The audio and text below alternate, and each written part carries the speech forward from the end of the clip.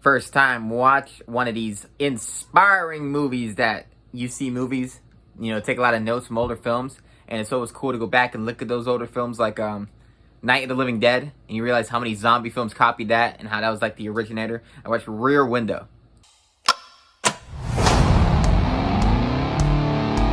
And you look at films like Disturbia and all these other movies that copied this voyeurism. But Alfred Hitchcock's 1954 classic. Grace Kelly, absolute babe. James Stewart, was that his name? He's pretty damn good. But it was a great movie. It's so interesting to look at 1954 life. How different. Everybody's white. Not a single guy like me anywhere. Everyone's white in 1954. But overall, pretty damn good movie. Everything's slower paced back then in these old films, you look at movies today and this would have to be way quicker paced because people don't have the patience for it. I realized I didn't have the patience for it. I'm like, it's good, but I keep pausing. Like I'm like 15 minutes and I pause and I go on my phone. I'm like, wow, these slower paced movies from back in the day. My brain is fried like a millennial. Things I didn't like. James Stewart's character is just a douchebag. A lot of it has to do with dialogue about men and women, and I thought it was very interesting. And I thought it was very cool. And it's things you wouldn't hear today, because everybody's so feminist nowadays. They hear this 1954 as they give zero fucks viewpoints on things, but it was very, very interesting dialogue. But he had Grace Kelly all kissing up on him and everything, and he was distracted by looking outside. I was like, motherfucker, look at her. She was all trying to be his girlfriend, and he was not having it. I was like, this guy. The detective was just the worst detective ever. He didn't want to be a detective. He wasn't curious as to what's happening. He's like, oh, there's a logical explanation for everything. I'm like, aren't you a detective? Not allowed to believe in coincidences, things like that? Be inquisitive? The photographers weren't inquisitive, and you're the detective. But the unique scenario is very interesting of having all these people just living their lives out with their windows open. A little unrealistic, but they kind of pointed out in the movie also.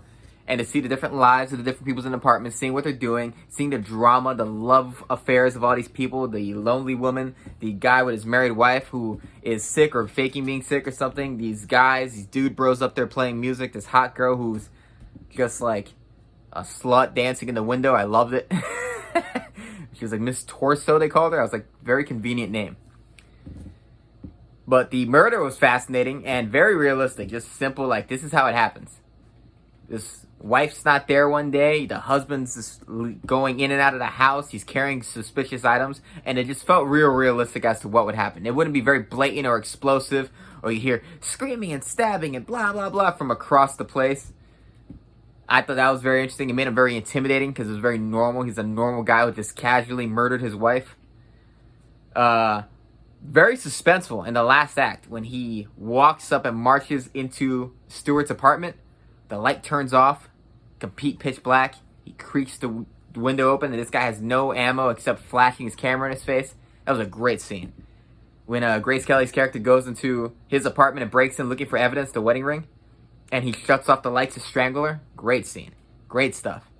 So overall, pretty damn good movie. I could have used a little more suspense and scary scenes. I think it was a lot more drama and heavy-handed with the love and dialogue about relationships. Very good dialogue and very interesting conversations. But I could have used some more suspense and horror. But overall, this movie's like a solid B+ movie. Pretty good. I enjoyed it. Want to watch more Hitchcockian classics. I saw his cameo in this movie. So far, I've seen Psycho, which I love Psycho. I've seen The Birds. I thought it was I love the premise of The Birds, which is like no premise. It's a love story out of nowhere. Birds start attacking people. Now I've seen Rear Window. I've seen Vertigo. I got to see it again because I remember Vertigo being very confusing.